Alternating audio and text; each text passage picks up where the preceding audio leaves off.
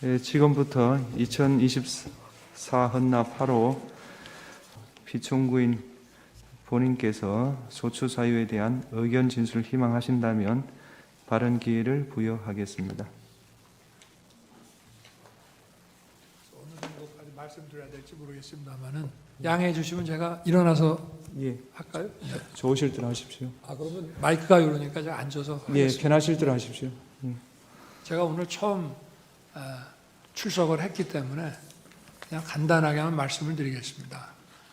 여러 가지 헌법 소송으로 업무도 과중하신데 또 저의 이 탄핵 사건으로 또 이렇게 고생을 하시게 해서 먼저 우리 재판관님들께 송구스러운 마음입니다. 저는 철들고 난 이후로 지금까지 또 특히 공직 생활을 하면서 자유민주주의라는 신념 하나를 확고히 가지고 살아온 사람입니다. 헌법재판소도 이러한 헌법 수호를 위해서 존재하는 기관인 만큼 우리 재판관님들께서 여러모로 잘 살펴주시기를 부탁드리겠습니다. 또 필요한 상황이 되거나 질문이 계시면은 말씀드리도록 하겠습니다. 감사합니다. 포고령 제1호와 관련해서 저희가 답변서 3회 실제로 그때 2024년 12월 3일 밤 11시경에 비상계엄이 발령되었고 같은 날 23시 28분 계엄사령관의 포고령 제1호가 선포되었는데 포고령 제1호는 국방부 장관 김용현이 국회 해산권이 존재하였던 예전의 군사정권 시절 계엄 예문을 그대로 필사하여 작성한 것을 피청구인이 몇 자 수정한 것이었습니다. 국회 및 지방의회 활동 금지의 범위에 대해서 말씀드리겠습니다. 계엄법 제9조의 제1항은 비상계엄 지역 하에서 계엄 사령관은 군사상 필요할 때 체포, 구금, 압수수색, 거주 이전, 언론, 출판, 집회 결사 또는 단체 행동에 대해서 특별한 조치를 할 수 있고 이 경우 계엄 사령관은 조치 내용을 공고해야 한다고 규정하고 있습니다. 포고령은 이를 아까 좀 전에 말씀드린 것 같이 구체적인 집행 계획을 세우지는 않은 상태에서 계엄의 형식을 위해서 작성한 것으로 굳이 말씀드리자면 포고령 제1호는 위조항에 따라서 국회의 불법적인 행동이 있으면 그것을 금지하고자 한 것이지 결코 국회의 해산을 명하거나 또는 국회의 입법활동이나 국회의 비상계엄 해제 결의를 위한 의정활동 등 정상적인 국회 활동을 금지하고자 한 것은 아니었습니다. 실제 국회는 아무런 방해 없이 평화적으로 비상계엄 해제 결의를 하였고 피청구인은 이에 따라서 비상계엄을 해제하였습니다. 여기서 말하는 반국가적 활동의 의미에 대해서 말씀드리겠습니다. 포고령 제1호에 있는 반국가적 행위의 의미는 국가 안보 측면만을 말하는 것이 아니라 국익을 해하여 나라의 위기를 초래하는 일체의 행위를 포함하는 포괄적인 개념으로 사용한 것입니다. 구체적인 예를 들면 거대 야당이 북한이나 중국의 입장에 동조하여 국가의 안보에 위해를 초래하는 외국인의 간첩 행위를 처벌하는 법률 개정을 반대하는 행위, 국가 안전 확보를 위해 하는 각종 법률을 제정하거나 또는 안보를 위한 규정의 폐지 행위, 국가 안보를 제외하는 외교 안보 정책, 국가 안보 예산 삭감을 통해 국방력 약화 기도, 기타 에너지 안보 위협하는 행위 등을 들 수 있습니다. 거대 야당은 동해가스전 시추 예산, 이른바 대왕고래 사업 예산을 사실상 전액 삭감하여 검찰, 경찰의 내년 특경비, 특활비, 치안활동비 예산을 전액 삭감했습니다. 대한민국을 마약과 조폭과 성범죄자들이 활개치게 하는 나라로 만들겠다는 것인지 묻지 않을 수가 없습니다. 그와 같은 점을 감안하셔서 아무쪼록 재판연관님들 모두 명철한 지혜를 모아 공정하고 올바른 재판을 하여 주셔서 헌정질서를 더욱더 확립하여 주시기 바랍니다. CCTV 영상에 대한 재생 방법으로 시청하도록 하겠습니다. 이제 갑 9호증 국회 사무처 CCTV 영상입니다. 재생되는 장면 보면서 말씀드리겠습니다. 지금 보시는 장면이 12월 3일 밤 11시 49분경부터 다음날 12월 4일 00시 11분경까지 육군 특전사 707 특수임무단 병력이 탑승한 헬기가 국회의사당 후면 운동장에 3대씩 순차로 착륙하는 모습입니다. 본청으로 진입하는 무장한 계엄군의 모습. 12월 4일 00시 34분경에 707 특수임무단장 김현태를 포함해서 약 15명의 병력이 국회의사당 우측면으로 이동해서 미리 준비한 망치로 유리창 2개를 깨뜨리고 국회의사당 내부로 침투하는 모습입니다. 네 번째 영상은 본회의장 방향으로 뛰어들어가는 계엄군 모습입니다. 그리고 본회의장 앞장면인데 국회 내 당직자, 보좌관 이런 분들이 계엄군의 국회의사당 진입을 막기 위해서 소화기를 분사하니까 이를 피하기 위해서 잠시 물러서다가 대치 상태를 계속해서 유지하고 있는 계엄군들 모습입니다.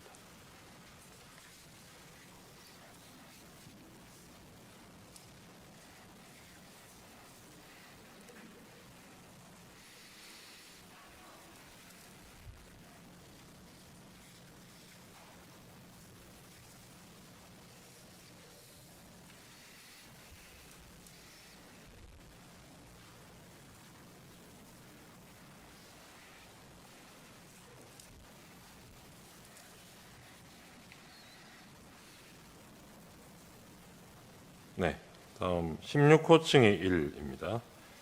한남동 국회의장 공관에 계엄군이 출동한 장면인데요. 12월 4일 01시 42분경부터 04시 45분경까지 사이에 전체는 그렇습니다만 그중에 요구 의결안이 통과된 이후인 12월 4일 01시 42분경에 한남동에 있는 국회의장 공관에 계엄군이 출동한 모습입니다. 이 부분 입정 취지는 해제 요구가 의결된 이후에도 이 군병력이 국회의장 공간에 배치됐다는 점에서 추가적인 계엄을 시도하거나 이에 대해서 국회 비상계엄 해제 의결을 막으려 한 것이 아닌지 의심되는 그런 영상입니다. 다음 갑 22호증의 1 중앙선관위 과천청사 내부 1층 로비 CCTV 영상입니다. 지금 보시는 거는 12월 4일 01시 17분 10초부터 18분 20초 사이까지 영상입니다. 중앙선관위 과천청사 내부 1층 로비에 계엄군이 수십 명 모여드는 모습입니다. 선관위 과천청사 내부 2호기 엘리베이터 CCTV 영상인데 여기 보시면 계엄군들이 권총을 소지하고 있는 장면이 확인이 됩니다. 갑 22호증이 24입니다. 중앙선관위 과천청사 내부 신관 2층 승강기 CCTV 영상인데 저 선관위에서 사무실에서 선관위 조직도를 확보해서 전달해주고 있는 장면으로 보입니다. 다음 23호증의 2입니다. 선관위 과천청사 정문 외곽 CCTV 영상입니다. 지금 보시는 거는 계엄 선포 직후인 그날 밤 10시 32분 58초부터 33분 44초 사이의 영상입니다. 계엄군 10명이 피청구인 선포 직후인 이 시간대에 선관위 과천청사 정문으로 들어오는 모습입니다. 준비되지 않았더라면 계엄 선포 직후에 4, 5분 후에 저렇게 바로 계엄군들이 선관위 청사로 진입할 수는 없었다는 취지입니다. 과천청사 건물로 들어가기 위해서 이동하는 계엄군 모습입니다. 과천청사 정문 우측 영상입니다.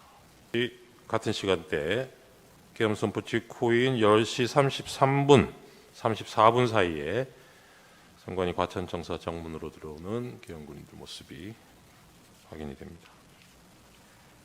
계엄군인들이 개인 화기들로 무장하고 있는 점도 영상으로 확인이 되고 있습니다. 선관위 선거정보센터 CCTV 영상 파일인데요. 시간은 그날 10시 32분부터 33분 사이입니다. 이게 서버실인데 군인들이 서버실 내로 들어오는 장면입니다. 아까 정문으로 들어왔던 시간하고 비교해 보시면 들어오자마자 이 바로 서버실로 시간상으로는 그렇게 이동을 한 것으로 보입니다. 전산실 서버가 위치하고 있는 전산실 내부 모습입니다. 여기는 역시 같은 관악청사 뒤편 공간인데요. 화단이 있는 이 공간에도 군인들이 배치가 돼서 건물을 통제하고 있는 모습을 확인하실 수 있습니다. 선거연수원 CCTV 정문 영상인데요. 이제 날이 밝아오는 11월 4일 07시 12분 13분 사이 영상입니다. 경찰 버스 한 대가 선관위 선거연수원을 빠져나가고 있는데 그 이후에도 경찰차 한 대가 정문에서 대기 중인 모습을 보실 수 있습니다. 이상 영상 증거 설명을 마치겠습니다. 이 채택된 서정과 영상에 대해서 피청구인 측에서 서정 요지와 영상 재생하십시오. PPT를 사용하여 서중 중 일부에 대한 요지를 진술하도록 하겠습니다. 을 제1호증의 1은 2024년 10월 국정원이 발표한 선관위 투개표 시스템 보안 점검 결과에 관한 것입니다. 2023년입니다. 죄송합니다. 보안 점검 결과 해킹을 통해 유권자 등록과 투표 여부를 관리하는 법원, 수사기관을 통해 제도적으로 해결되지 못하여 국가 비상 상황이 초래되었다는 것입니다. 이상으로 서증요지 진술을 마치겠습니다. 예, 이상의 증거 조사 결과에 대해서 쌍방의 의견이 있습니까? 우선 청구인 의견이 있습니까? 특별히 없습니다. 피청구인 의견이 있습니까? 예, 여러 가지 드릴 말씀이 있는데 잠시 휴정 후에 저희들 상세하게 말씀드릴 기회를 주시면 감사하겠습니다. 그리고 저희가 을제 83호증 동영상 부분이 있는데 재생할 수 있도록 허락해 주시면. 그거는 지금 증거가 채택이 안 되지 않았습니까? 그런데 지금 이제 동영상이 저쪽에서 그 재생이 됐기 때문에 공평하게 의미해서 아니 예. 그거는 공평한 거하고 다르죠. 증거 채택되어야 증거 조사를 할 수 있는 거는 법률에 속하는 거라서 그건 공평의 영역에 속하지 않습니다. 다음으로 피청구인에 대한 신문을 하겠습니다. 피청구인 본인께서는 그 자리에 계시면 되겠고요. 질문사항은 2개밖에 없습니다. 피청구인에게 진술 거부권을 고지해 드립니다. 질문 전체에 대해서 또는 개개의 질문에 대해서 진술을 거부할 수 있습니다. 신문이 예정돼 있지 않았던 상황으로 알고 있는데요. 제가 지난밤에 오늘 발언 기회를 줄 수 있느냐 협의할 때 분명히 말씀드렸습니다. 재판장께서 하시면 제가 2가지만 아는 대로 묻겠습니다. 말씀을 드리겠습니다. 네네. 네. 첫 번째 질문은 국가 비상 입법기구 관련 예산을 편성하라는 쪽지를 기획재정부 장관에게 준 적이 있으십니까?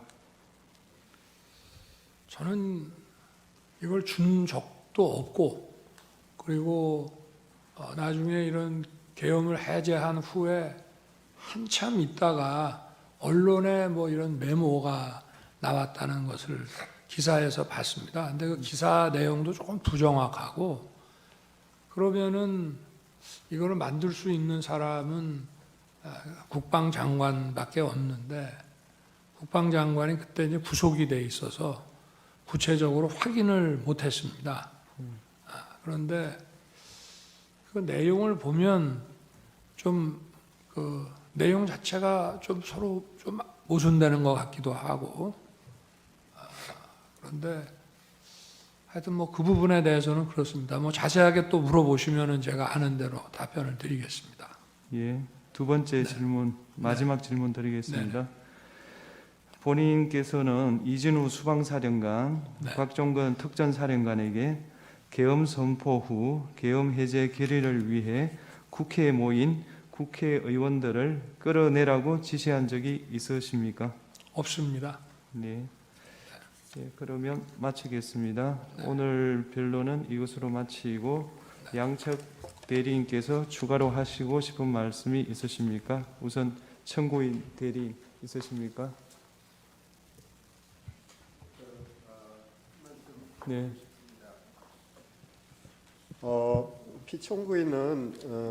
피청구인 측은 지난 2차 변론에서부터 다양한 부정선거 의혹에 대해서 제기하고 있습니다.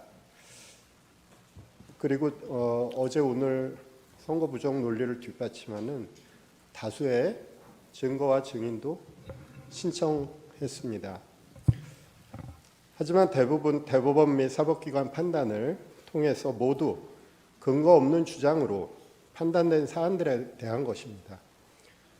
저희 청구인 측 대리인단은 피청구인 측의 선고 부정에 관한 주장은 아무런 근거가 없을 뿐만 아니라 이 사건 탄핵 심판의 쟁점이 아니라고 생각합니다. 가사 선고 부정이 있다고 해도 피청구인이 비상계엄을 선포한 것, 병력을 동원해서 국회에 침입한 것 등 이 사건 소추 사유를 전혀 정당화시킬 수 없습니다. 선고 부정의 사유는 피청구인 스스로 발표한 계엄 선포 사유에도 등장하지 않았습니다. 계엄 선포 도발에 실패한 이후에 비로소 자신의 행위를 정당화하기 위해서 그런 사유로 등장한 것입니다.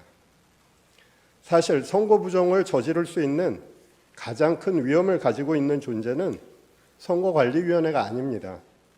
그보다 더욱 큰 힘을 가지고 있는 기관, 행정부이며 국가정보기관이며 이들을 지휘하는 대통령입니다. 중앙선거관리위원회를 독립된 헌법기관으로 만든 것은 대통령과 행정부 그리고 정보기관으로부터 선거관리의 독립성을 보장하기 위한 취지였습니다. 지금의 상황은 오히려 선거 부정의 위험이 더욱 더 큰 기관이 선거 부정을 막고 방어하는 기관에게 선거 부정을 저질렀다고 비난하는 형국입니다. 이 사건 탄핵 심판은 수많은 국민들이 듣고 바라보고 있습니다. 그래서 피청구인 측의 기이한 부정선거 주장을 그대로 방치하기는 어렵습니다. 국민들에게 미치는 해로운 영향 때문입니다. 선거 공정성은 우리 민주주의의 생명이며 핵심입니다. 그것을 함부로 쓰레기통 속에 구겨 넣는 주장을 방치한다면 우리 민주주의도 어느 순간 같은 운명에 처할 수밖에 없습니다. 우리 대한민국의 민주주의 헌정 질서를 보호할 필요가 있는 것입니다. 사람이 가득 찬 극장 안에서 불이야라고 소리치면 수많은 사람을 해칠 수 있습니다. 현재 대한민국의 국가적 혼란 속에서 선거 부정의 음모론은 우리 공동체 자체를 파괴할 수 있습니다. 최근 서울 서부지방법원에서 발생한 폭도들의 만행은 이와 유사한 무책임한 주장들이 초래한 결과라고 할 것입니다. 존경하는 재판장님, 재판관님, 선거 부정론은 사법부와 검찰의 판단까지도 믿지 못하며 객관성이 없는 무리한 의혹을 제기하는 집단의 일방적 주장입니다. 이 사건 탄핵 심판의 쟁점이 아닐 뿐만 아니라 탄핵 심판 이후 오랫동안 대한민국 민주주의를 해칠 수 있는 무책임한 주장입니다. 더 이상 선거 부정의 의혹 제기 그리고 그와 관련한 증거 신청은 적절하게 제한해 주실 것을 요청드립니다. 이상입니다. 피청구인 측 하시고 싶은 말씀 있으십니까? 탄핵 재판이라는 게 형사 소송 절차 준해서 하는 것이고 또 제가 지금 직무 정지된 상태이기 때문에 어떤 영향력도 행사할 수 없습니다. 그리고 이 사건 내용을 제일 잘 아는 사람은 바로 피청구인인 대통령 저 자신입니다. 그래서 그런 주장은 좀 이해가 좀 안 되고요. 아까도 이런 부정선거 의혹이 음모론이라고 하시고 계엄을 정당화하기 위한 거라고 사후에 만든 논리라고 하셨는데 이미 계엄을 선포하기 전에 이런 여러 가지 어떤 선거의 공정성에 대한 신뢰에 좀 의문이 드는 것들이 많이 있었고 또 2023년 10월 국정원의 선관위 전산 장비의 아주 극히 일부를 점검한 결과 문제가 많이 있었기 때문에 부정선거 자체를 색출하라는 것이 아니라 선관위의 전산 시스템을 전반적으로 스크린할 수 있으면은 해봐라. 어떤 장비들이 있고 어떤 시스템에 의해서 가동이 되는지 그런 것이기 때문에 저희가 무슨 선거가 전부 부정이어서 믿을 수 없다 하는 그런 음모론을 제기하는 것이 아니라 팩트를 확인하자는 그런 차원이었다는 점을 이해해 주시기 바랍니다. 네.